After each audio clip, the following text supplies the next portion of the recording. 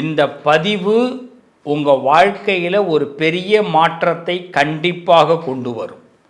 இந்த பதிவில் நான் கொடுத்துருக்கிற சில விஷயங்கள், சொன்ன விஷயங்கள் கண்டிப்பாக நடக்கப் போகிறது.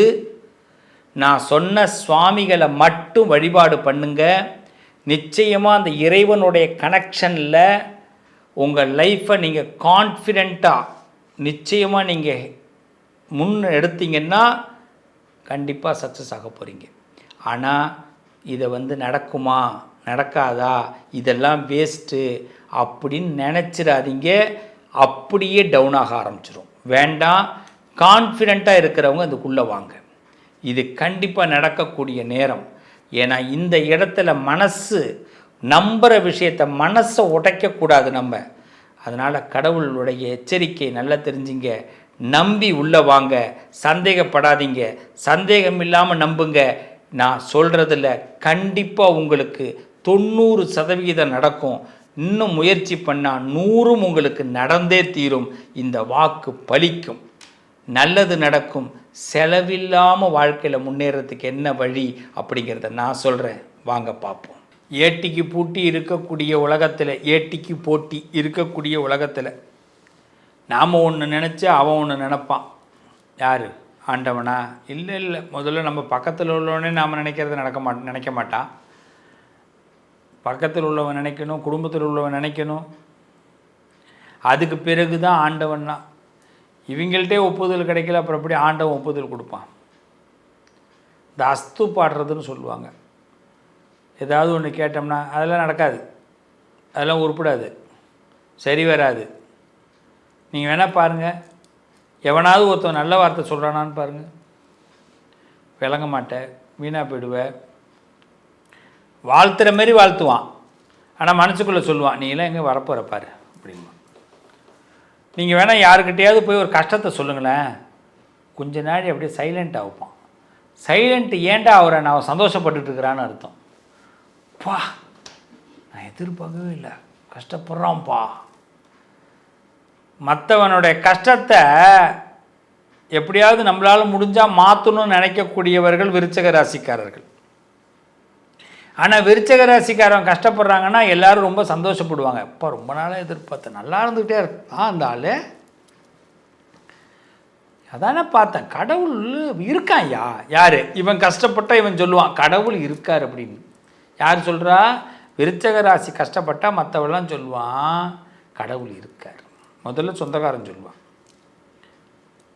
ஆனால் ஒன்று தெரியாது அவனுக்கு, கடவுள் கஷ்டத்தை கொடுக்குறாருன்னா பிறகு லாபத்தை கொடுக்க போகிறாருன்னு அர்த்தம். கஷ்டம் எப்படிங்க வருது? சில புரிதல்களால் தான் வருது. நம்ம புரிஞ்சுக்கணும்னு ஆண்டவன் எதிர்பார்க்குறான். இந்த புரிஞ்சிக்காதவங்களுக்கு தான் தொடர்ந்து கஷ்டமே வந்துக்கிட்டு இருக்கு. ஒன்று நல்லா தெரிஞ்சுங்களேன், சில பேருக்கு குடும்பத்தை விட்டு போகணும்னு விதி இருக்கும். ஆனால் போவோமா? ஒரு குடும்பத்தை விட்டுட்டு இன்னொரு குடும்பத்துக்குள்ளே போய் உட்காந்துருப்பான். கல்யாணம் ஆகிடும், பொண்டாட்டிக்கும் புருஷனுக்கும் பிரச்சனை. இப்போ புருஷன் பொண்டாட்டி விட்டு போயிட்டாங்க, இல்லை பொண்டாட்டி புருஷனை விட்டு போயிட்டாங்க, யாரோ விருச்சிக ராசின்னு வந்துட்டாங்க. இப்போ நம்ம மனசு சும்மா இருக்குன்னு நினைக்கிறீங்களா? இந்த பிறகு சொச்ச காலத்தை நாம் எப்படி நகர்த்துகிறது? வாங்க இன்னும் ஒரு கல்யாணம் பண்ணிப்போம். தோணுமா தோணாதா? தோணுமா தோணாதா? இங்கே தான் நமக்கு ஆபத்தை ஆரம்பிக்குது. நமக்கு தான் ஆண்டவன் இது வேணான்னு சொல்கிறான். ஐயா, இது ஒரு பிரச்சனையாகுது, முடிஞ்சு போச்சு கதை. அப்போ மீண்டும் கல்யாணம் ஆரம்பிக்கிறது, மீண்டும் வாழ்க்கை, மீண்டும் பிரச்சனை. அப்புறம் ஒரு முடிவில் வருவோம், நம்ம இனிமேல் நம்ம சன்னியாசி ஆகிடுவோம், சாமியார் ஆகிடுவோம். இந்த உலகம் நமக்கு நிறைய பாடத்தை கற்றுக் கொடுத்து விட்டது. பொண்ணும் கற்றுக் கொடுக்கல, நம்ம தான் ஆசைப்பட்டோம், அனுபவிக்கிறோம். ஒரு கம்பெனியில் வேலைக்கு போகிறோம், அந்த வேலைக்கு போகிறோம், அந்த வேலையிலேருந்து நமக்கு ஏதோ ஒரு காரணத்தில் நம்மளை விட்டு தூக்கிட்டாங்க. இப்போ நம்ம என்ன பண்ணணும்? ஏதோ ஒரு குறை இருக்கிறதுனால தான் நம்மளை தூக்கியிருக்காங்கன்னு அர்த்தம். மீண்டும் அந்த குறையை சரி பண்ணிட்டு தான் அந்த கம்பெனி, இன்னொரு கம்பெனிக்கு நம்ம போகணுமே தவிர, நம்ம என்ன நினைக்கிறோம்? ஐயோ அவன் தூக்கிட்டானே, அடுத்த மாதம் என்ன பண்ணுறது, பட்ஜெட் என்ன பண்ணுறது, மாத கடன் இருக்க, கஷ்டம் இருக்க அப்படின்னு திருப்பி அடுத்த கம்பெனிக்கு போகிறோம், அவன் ஒரு வேலை கொடுக்குறான், அங்கே போயிடுறோம், வேலை பார்க்குறோம், ஆனால் கஷ்டப்படுறோம். தூக்குனவன் எதுக்கு தூக்குனான்னு தெரிஞ்சால் தான் நமக்கு அடுத்த இடத்துக்கு கரெக்டாக போகிறோன்னு அர்த்தம். இப்போ விருச்சிக ராசிக்காரர்களுக்கு இருக்கிற பெரிய கொடுமையே என்ன தெரியுமா? நம்ம எப்பயுமே ஒரு இடத்துல மாட்டக்கூடாதுன்னே மாட்டிடுவோம். இதில் மட்டும் நான் சிக்கக்கூடாதுன்னு அதில் தான் சிக்குவோம். இதில் மட்டும் நான் கவனமாக இருக்கணும்னு நினைப்போம், அதில் தான் மாட்டிப்போம். நம்ம எங்கே ஒதுங்கி வரணும், அப்போ இவன் கண்ணில் பற்றவே கூடாதுன்னு நினைப்போம், கரெக்டாக அவன் வேறு இடத்துல நிற்பான். இல்லைன்னா அவனை விட ஒரு பாய்சன் இன்னொருத்தவன் நிற்பான். சிவனேன்னு நமக்கு அவனே அவன் கண்ணிலே பட்டுக்கலாமோன்னு தோணும். இப்படி தான் விருச்சிக ராசிக்காரர்களுக்கு மிகப்பெரிய சிரமங்கள் அவ்வப்போது கஷ்டம்னு தெரிஞ்சும் கஷ்டத்துக்குள்ளேயே பயணம் பண்ணிக்கிட்டு இருக்க வேண்டிய கட்டாயம் ஏற்படும்.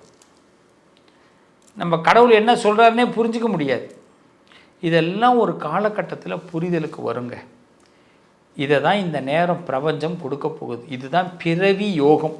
உங்களுக்கு சில புரிதல்களை ஆண்டவன் கொடுக்குறான், உங்களை விடுதலை பண்ணுறான், உங்களுக்கு ஒரு விமோச்சனத்தை கொடுக்குறான், பிறவி யோகத்தை கொடுக்குறான். எப்படின்னா, புதிய பொறுப்புகள் உங்களை உயர்த்தும், உங்களை தேடி வரும். புதிய பொறுப்புகள் உங்களை தேடி வரும். நீங்கள் இண்டிபெண்ட்டாக இருந்தீங்கன்னா மிகப்பெரிய முன்னேற்றத்துக்கு வரலாம். ஆனால் நம்ம விடமாட்டாது, இந்த உலகம் விடாது. நம்ம ஏதாவது ஒரு கமிட்மெண்ட்டில் நம்மளை நிப்பாட்டிக்கிட்டே இருக்கோம். முக்கியமாக நல்லா தெரிஞ்சுங்க, விருச்சிக ராசிக்காரர்கள் வேலையில் ரொம்ப முக்கியத்துவம் கொடுங்க. குடும்ப வாழ்க்கையில் முக்கியத்துவம் கொடுத்தீங்கன்னா வேலை சாதகமாகாது. வேலையில் ரொம்ப முக்கியத்துவம் கொடுத்தா வாழ்க்கை சாதகமாகும். ஆனால் நம்ம தெளிவாக தெரிஞ்சுக்கணும், விருச்சிக ராசிக்காரர்கள் இப்போ பொறுப்புகள் உங்களை உயர்த்தும். ஆனால் நம்ம குடும்ப வாழ்க்கை, எனக்கு இப்போ ஃபேமிலியோடு நீங்கள் நிறைய டைம் ஸ்பெண்ட் பண்ணணும்னு நினைக்காதீங்க, அது உங்களுக்கு ஆபத்தை கொடுக்கும். அப்போ அந்த இடத்துல நமக்கு வருத்தம் ஏற்படும். அப்போ நம்மளை இண்டிபெண்ட்டாக ஆக்குறாரா, சரி ரைட்டு, இதை புரிஞ்சுக்கிட்டு கொஞ்சம் தூரம் அந்த வாழ்க்கையை பார்க்கணும். அதுக்கு பிறகு ஃபேமிலியோடு கொஞ்ச நாள் ஆண்டவன் வச்சுருப்பார். அதுக்கு பிறகு திருப்பி இண்டிபெண்ட்டாக ஆக்குவார். இது அவருக்கு வேலை. இந்த வேலையை நம்ம புரிஞ்சுக்கணும். இந்த காலகட்டத்தில் உங்கள் திறமையை மற்றவர்கள் கண்டிப்பாக பாராட்டுவார்கள். நம்புங்க, இது நிச்சயமாக நல்ல நேரம். உங்களுக்கு உழைப்புக்கு சரியான மதிப்பு கிடைக்கக்கூடிய நேரம், ஊதியம் கிடைக்கக்கூடிய நேரம் இந்த நேரம். நீங்கள் எதிர்பார்க்குற ஊதியம், உழைப்புக்கு திறமைக்கு ஏற்ற மரியாதை கிடைக்கக்கூடிய நேரம். இந்த நேரத்தில் நீங்கள் வராகி தேவியை வழிபாடு பண்ணுங்கள். வராகி தேவியை வழிபாடு பண்ணுங்கள். சனிக்கிழமை பஞ்சமி வராகியை வழிபாடு பண்ணுங்கள். நிச்சயமாக உங்கள் துணிஞ்சு முடிவெடுப்பீங்க. எண்ணி துணிக கர்மம். கண்டிப்பாக ரொம்ப உங்கள் திறமையை மற்றவங்க பாராட்டுவாங்க. புதிய நம்பிக்கை உங்கள் மூளையில் விதைக்கப்படும். அது இந்த உலகத்தில் நீங்கள் விதைப்பீங்க. விருச்சிக ராசிக்காரர்கள் இந்த காலகட்டத்தில் வராகி தேவியை பஞ்சமியில் சனிக்கிழமையில் வழிபாடு பண்ணுங்க. உங்கள் கவலைகளை சமாளிக்கக்கூடிய வலிமை உங்களுக்கு கிடைக்கும். முருகனை வழிபாடு பண்ணுங்கள். அதுவும் செவ்வாய்க்கிழமை every Tuesday going to Murugan temple. Compulsory போங்க, முருகனை பிரார்த்தனை பண்ணுங்கள். விருச்சிக ராசிக்காரர்கள் கம்பல்சரி உங்கள் லைஃப்பில் இது புதிய நம்பிக்கை விதைக்கப்படும். உங்கள் கவலைகளை சமாளிக்கக்கூடிய ஒரு நல்ல வலிமை கிடைக்கும். சார், ஒருத்தருக்கு தைரியம் தன்னம்பிக்கை இருந்தால் தான் சார் கவலையை சமாளிக்க முடியும். இதை இப்போ கொடுத்தே தீரணும். கடவுள், இந்த பிரபஞ்சம் கொடுத்தே ஆகணும். இது உங்களுக்கு நடந்தே தீரணும். எதிர்பாராத மகிழ்ச்சிகள் கிடைக்க போகுது. சீக்கிரட்டாக மெயின்டைன் பண்ணுங்கள். சில விஷயத்தை சீக்கிரட்டாக மெயின்டைன் பண்ணுங்கள். சந்தோஷமாக இருக்கிறதே வெளியில் தெரியக்கூடாது. நல்லா தெரிஞ்சுங்க விருச்சிக ராசி. இந்த ஒரு பாயிண்ட்டை மட்டும் மைண்டில் வச்சுங்க. சார், நான் ஊருக்கு போகிற வழியில் சார், நான் ஃப்ளைட்டில் போனேன், ட்ரெயினில் போனேன், பஸ்ஸில் போனேன், அதில் எனக்கு ஒரு ஹாப்பி இருந்தது. அதை என்ஜாய் பண்ணிக்கியா? அதையே வெளியில் ஹாப்பி இருக்குன்னு சொல்கிறேன். வேண்டாம். அது வீட்டில் இருக்கிற பெண்கள் பார்த்தீங்கன்னா, விருச்சிக ராசியில் இருக்கிற பெண்கள் உங்களுக்கு கிடைக்கக்கூடிய சந்தோஷங்களை வெளியில் சொல்லாதீங்க. அப்போ தான் சந்தோஷம் உங்களுக்கு அதிகமாகும். ஏன்னா இப்போ உங்களுக்கு தடைப்பட்ட பாதைகள் திறக்கப்படும். உங்களுக்கு ஒரு முன்னுரிமை கிடைக்கக்கூடிய நேரம் இந்த நேரம். நீங்கள் ஏதாவது ஒரு விஷயத்தில் உங்களை யாராவது புறக்கணிச்சிருந்தாங்கன்னா, உங்களுக்கு வாழ்க்கை மீது ஒரு வெறுப்பு இருந்ததுன்னா, அந்த வாழ்க்கை இப்போ உங்களுக்கு ஒரு வளர்ச்சியை கொடுக்க போகுது. இந்த வாழ்க்கை உங்களுக்கு ஒரு விபரீத ராஜயோகத்தை கொடுக்க போகிறது. இன்னும் ஓப்பனாக சொல்ல போகிறேன், இந்த காலகட்டத்தில் உங்களுக்கு உழைப்புக்கு ஏற்ற முன்னேற்றம் இந்த பிரபஞ்சம் கொடுக்க போகிறது. இது பிறவி யோகமாக. ஏன்னா இப்போ இந்த சனி பெயர்ச்சி நடந்திருக்கு, குரு பெயர்ச்சி நடந்திருக்கு, அடுத்த குரு அதிசாரத்துக்கு வரப்போகிறாரு, இப்போ அடுத்த ராகு பெயர்ச்சி நடக்க போகுது. இந்த பெயர்ச்சிகள்லாம் சேர்த்து உங்களுக்கு தடைப்பட்ட பாதைகள் மீண்டும் திறக்கப்படுகிறது. சிறிய வெற்றிகள் பெரிய வெற்றிக்கு வழிவகுக்க கொடுப்ப சூழ்நிலைகள் ஆரம்பமாகுது. ஸோ உங்கள் நேரம் மெதுவாக உங்களுக்கு சாதகமாக மாறுகிறது. விருச்சிக ராசிக்காரர்களே, இதற்கு நீங்கள் செய்ய வேண்டிய ஒன்று தான், சிவபெருமானை திங்கட்கிழமையில் தொடர்ந்து வழிபாடு பண்ணுங்க. ஏன்னா சந்திரன் நீசமாக இருக்கிறதுனால திங்கட்கிழமையில் சிவனையும், பௌர்ணமியில் சிவனையும், அம்பாளையும், சிவனையும் சக்தியையும் சேர்த்து வழிபாடு பண்ணுங்க. பாலாபிஷேகம் கொடுங்க, சந்தன அபிஷேகம் கொடுங்க. அந்த சந்தனத்தை அபிஷேகம் பண்ண சந்தனத்தை வாங்கி பருகுங்க. நிச்சயமாக பௌர்ணமியில் ஒரு வெளிச்சத்தை இந்த கண்டிப்பாக விருச்சிக ராசி சகோதரர்கள் சகோதரிகள் பார்க்க போகிறீங்க. அதுவும் வீட்டில் இருக்கிற பெண்களுக்கு நல்ல முன்னேற்றம். வெளியுலகத்தில் வாழக்கூடிய பெண்களுக்கும் ஆண்களுக்கும் எந்த எதிர்பார்ப்புகளை முன்னேற்றத்தை நீங்கள் நினச்சிங்களோ அது இப்போ கிடைக்க போகுது, நடக்க போகுது. இந்த பிரபஞ்சம் இந்த பிறவி யோகமாக அது உங்களுக்கு சர்ப்ரைஸாக கொடுக்க போகுது. என்ஜாய் பண்ணுங்க, நல்லது நடக்கும். இந்த காலகட்டம் உங்கள் அன்பை வாரி வழங்குங்க. வாழ்த்துக்கள். என் உறவுகள் அத்தனை பேருக்கும் அந்த அபிராமி தாய், நம்ம எல்லாம் வாழ வைக்கக்கூடிய அபிராமி தாய், கலையாத கல்வி, குறையாத வயது, கபடு பாராத நட்பு, கன்றாத வளமை, குன்றாத இளமை, கழுவினி இல்லாத உடல், சலியாத மனம், அன்பு, அகலாத உறவுகள், தவறாத சந்தானம், தாழாத கீர்த்தி, மாறாத வார்த்தை, தடைகள் வராத கொடை, தொலையாத நிதியம், கோணாத கோல், ஒரு துன்பமில்லாத நல்வாழ்வை என் அபிராமி தாய் பரிபூரணமாக அத்தனை உறவுகளுக்கும் கண்டிப்பாக கொடுப்பா. நம்பி நான் சொன்னதை தொடர்ந்து செஞ்சுட்டு வாங்க. நிழலாக அந்த அபிராமி உங்களோடு இருப்பால், நானும் உங்களோடு இருப்பேன். சகல செல்வங்களும் தரும் இமயகிரிராச தனையே. நான் சொல்கிறத திருப்பி சொல்லுங்கள். இந்த பதிவோடைய நோக்கம் இதுதான், ஆரம்பம். சகல செல்வங்களும் தரும் இமயகிரிராச தனையே. சொல்லுங்க.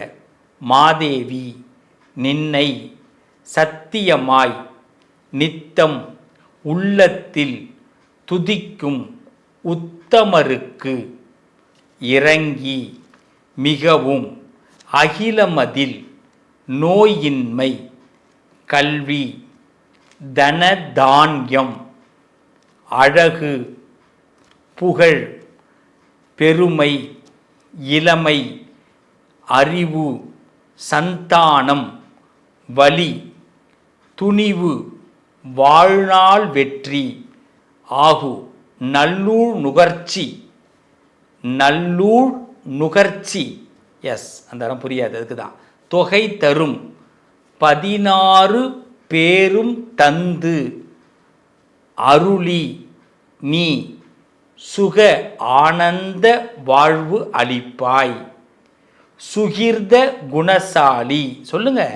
சுகிர்த குணசாலி, பரிபாலி, அனுகூலி, திரிசூலி, மங்கள விசாலி. இந்த வார்த்தை தான் ரொம்ப முக்கியம். மகவு நான், நீ தாய், அளிக்க உனதோ மகிமை வளர் திருக்கடவூரில் வாழ்வாமி சுபநேமி புகழ் நாமி சிவசாமி மகிழ்வாமி அபிராமி உமையே. ஏன் இதை நான் சொல்ல உங்களை சொன்னேன் பார்த்தீங்களா? இது இன்றையிலிருந்து ஆரம்பம்.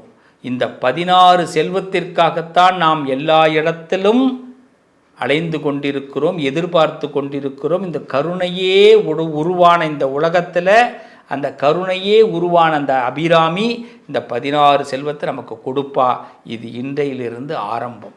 நான் சொன்னதை சொன்னீங்களா சொல்லலையாங்கிறத கமெண்ட்டில் பதிவு பண்ணுங்கள். கண்டிப்பாக சொல்லலைன்னா மீண்டும் ஒரு தடவை இந்த வீடியோவை பார்த்துட்டு கடைசியில் நான் சொல்கிறத சொல்லுங்கள். சொல்லிவிட்டு நான் சொல்லிட்டேன் அபிராமி அந்தாதியில் சகல செல்வங்களும் தரும் இமயகிரி ராசதனையை நான் சொல்லிட்டேன்னு கமெண்ட்டில் பதிவு பண்ணுங்கள். அந்த அம்பாள் உங்களுக்கு நல்லது செய்வா. சத்தியம் சொல்கிறேன் என் பிள்ளைகளா, அம்பாள் உங்களை ஏமாற்ற மாட்டா, அபிராமி உங்களை ஏமாற்ற மாட்டா. நான் உங்களுக்காக பிரார்த்தனை பண்ணுறேன். நல்லது நடக்கும். மீண்டும் உங்களை சந்திக்கிறேன். உங்கள் அதிர்ஷ்டத்திற்கான தீர்வு: கல்வி, பதவி, யோகம், தொழில் வளர்ச்சி பெருக, ஜாதகம், வாஸ்து, திருமண பொருத்தம் பார்க்கவும், பிரசன்னம் கேட்கவும். Positive lion doctor Sivasri Manikanda Sivam. தொடர்பு கொள்ள வேண்டிய வாட்ஸ்அப் எண் 7904137178.